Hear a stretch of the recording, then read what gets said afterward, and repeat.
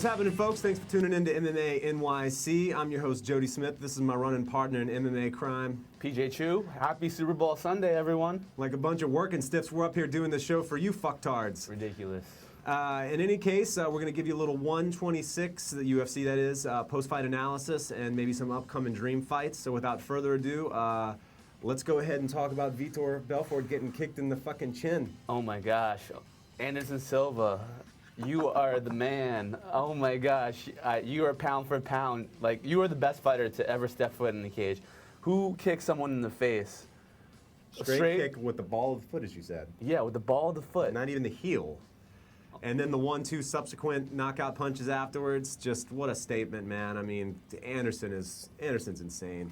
I know. I was looking forward to this fight, but, you know, because there was a lot of beef coming into this fight. I picked Belfort to upset him, which clearly I was wrong. Yeah, they should have called this fight the Brazilian barbecue fight because, you know, there was a lot of, like, did you see the weigh-ins? Did you see? The mask, the whole shit? Yeah, they almost fought at the weigh-ins. Nah.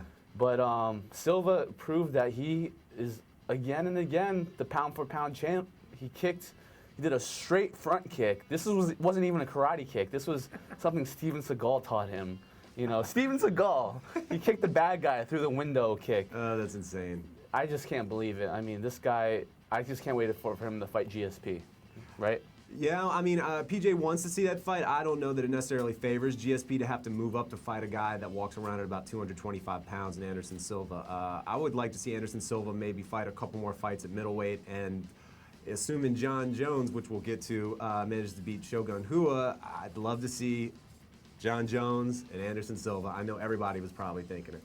No, I hear you, but, you know, that's going to happen. John Jones is a young buck, so, I mean, GSP, that's the fight that's got to happen. And Dana White said it's going to happen. So, GSP just kick Jake Shields' ass, and then let's make this happen. Let's do it. And obviously for the next fight, we got to talk about John Jones and Ryan Bader. John Jones, of course, getting a submission victory in round 2 over Ryan Bader. And, you know, the sky's the limit for John Jones. He's his wrestling, his grappling, his striking. He's 2 inches taller than Ryan Bader, yet somehow he has a 10.5 reach advantage on him. I mean, that's just crazy. That doesn't even make sense. What's ridiculous about Bones Jones is that he finished Bader from half guard with a guillotine. You don't know how strong you have to be, like, to finish someone from half guard with a guillotine. Like, he's a strong mofo, and you know, I knew he had great wrestling, great striking, but look, he has submissions now. Like, he's a total package, you know. Yeah. Unbelievable. Amazing fight. It's going to be amazing to see John Jones against Shogun Rua for the light heavyweight title. Of course, John Jones stepping in for an injured Rashad Evans. And, you know, it's inevitable that if John Jones stays at light heavyweight, and obviously Rashad will, you know, they're both out of the Greg Jackson camp, at some point they may even end up meeting, assuming that that's something that would happen. But in any case, we'll get to that later. Yeah, I know, Jody, but my question is John Jones going to step in March? Is he going to step in for that date? Because, you know, I don't think he took much damage against Bader. Right. You know, no. I think he might have gotten punched once, but whatever. Yeah.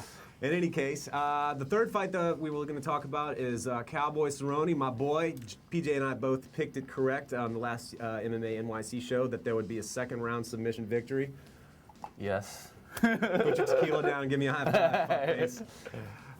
So yeah, man, once again, Cowboy Cerrone, I'm a big fan of him. Yes. I think what's potentially next for him, he has really been at Dana White and the UFC matchmakers to fight Cole Miller, who he has beef with after Cole Miller, I guess, beat Leonard Garcia. So we'll see what happens with that. Bo and Matt Danzig also had some unflattering words about Cowboy Cerrone, so I would look for either of those fights coming up, and I just want to keep watching my boy Cowboy Cerrone do his thing. Yeah, you know why I'm a big Cerrone fan? He dated the new ring girl, Brittany Palmer. Dated or did his ping pong tiddly? He played tiddlywinks with her. Yeah, but a little something. I gotta give this guy props. I'll give him props for that. You know what I'll also give him props for? For submitting Paul Kelly after he took a cheap shot in on him when he went to go give the touch gloves at the onset of the first round. Yeah. Paul Kelly hit him.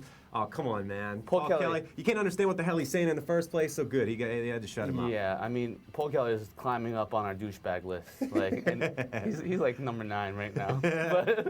But yeah, good job, Donald Cerrone. You know, I think he's going to be a force in the lightweight division. Absolutely. Because, I mean, he's just exciting to watch, man. No You doubt. cannot like this guy. Absolutely. Demetrius Johnson and Kid Yamamoto, the fight was streamed on Facebook. Pretty incredible fight for Demetrius Johnson, who is so fast. I can't help but think, at some point with that speed, he's going to end up having to meet somebody like Dominic Cruz at some point. But, in the meantime, there's still Scott Jorgensen or Miguel Torres. You had mentioned that a potential 125 weight class might be coming to the UFC. Yeah, I mean, Demetrius Johnson, his natural weight is at 125. He should be fighting at 125, and I think him and Joseph Benavidez will rule that division for a while. I mean, I can't wait to see those guys, because those tiny mother chuckers are like, I don't know, those guys are just... It is unbelievable. It's unbelievable how fast. Throwing bows like crazy. Also on the UFC 126 card, Jake Ellenberger, my boy, won. We had a fairly boring fight between Forrest Griffin and Rich Franklin. And I mean, what's next for Griffin? Who knows? It might be Ryan Bader. It might be Phil Davis. Phil Davis might fight Ryan Bader. Those are some interesting matchups, and we'll see what happens. No, I agree. I mean, this fight, I was pretty pumped for the Forrest Griffin fight, because I thought it was going to be Forrest Griffin Bonner 1, but it ended up being Forrest Griffin Bonner 2. I mean, seriously, Forrest took him down. Rich Franklin knocked Chuck Liddell out with a broken arm. So I was like, Forrest Griffin was hungry. I thought this fight was going to be fireworks, but it's all good. The card was stacked. It was straight. Yeah. Also, a 41-second knockout, I believe it was, that Kyle Kingsbury had, who looks like a freaking beast, was interesting. And also, I was thinking about it, and Jake Ellenberger winning.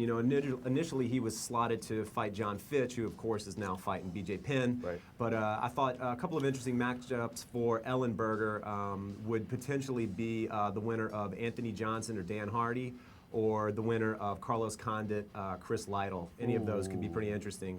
So I'm interested to see what Jake Ellenberger's going to do. Yeah, I would love to see him fight either Condit or Lytle, because I think that would just be straight up. Ellenberger won. Ellenberger lost a split decision to Carlos Condit earlier. So if that fight happened again, I think the fans would be fine with it. All right. So February 26th, we have UFC 127. Of course, John Fitch and BJ Penn headlining that one. Who you got in that one? Who else? BJ Penn. He's a pound-for-pound champion. Like, I think Fitch thinks he's gonna dominate BJ Penn with his takedowns. Right. But I think BJ's gonna stuff his takedowns and lay it on him. I'd love to see it. I'm not gonna lie. Also on that UFC 127, what we mentioned earlier, Carlos Condit, Chris Lytle. I gotta say Carlos Condit in that one. I'm taking Chris Lights Out Lytle, because this guy's just an old school veteran. I think Condit's a little gassed up right now about his win over Dan Hardy, because Dan Hardy was a little bit suspect. But I'm going with Chris Lytle, because this guy, he's just a veteran. He's been fighting since he was a little young buck. Also on that card, you've got Jorge Rivera versus Michael Bisping. I would say the winner of that could potentially face the winner of Mark Hart, Sexyama. That'd make for an interesting fight. Yeah, that would be a good fight. Who you got? Rivera Bisping. Honestly, Bisping, if he wins, it was due to points. He outpointed him the way that he generally wins. Rivera could possibly knock him out, and if he does, it'd be sweet to be if it was a Dan Henderson-esque knockout. Yeah, we hate Bisping. Yeah. Soteropoulos is also facing Dennis Siver, which is going to be interesting. Soteropoulos has been on a tear, so I'm very interested to see if what he's gonna do with that. If he wins that, I would say he might end up facing somebody like Melvin Gillard down the line or something. Yeah, that would be a great fight. Because that would be a great test. Gillard's on a tear. Soteropoulos is a beast with his jiu-jitsu. Number one contender match, maybe? Yeah, absolutely. All right, folks, well, that about does it. Go Packers. Oh, green and yellow. All right, good to see y'all. Hope to see you soon. Thanks for tuning in. Go Packers.